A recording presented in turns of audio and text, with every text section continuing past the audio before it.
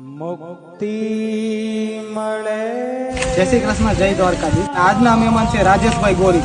તો આજે રાજેશભાઈ ગોરીને પૂછીએ શા માટે ગૌ સેવા કરવી છે। તમારું શું કેવું છે રાજેશભાઈ, શા માટે ગૌ સેવા કરવી છે?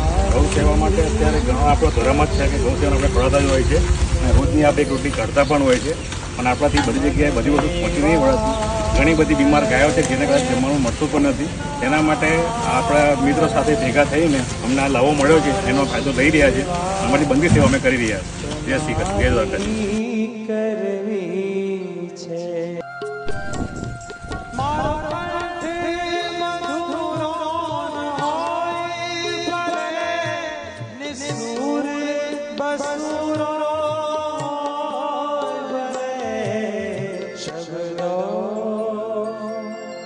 શબ્દો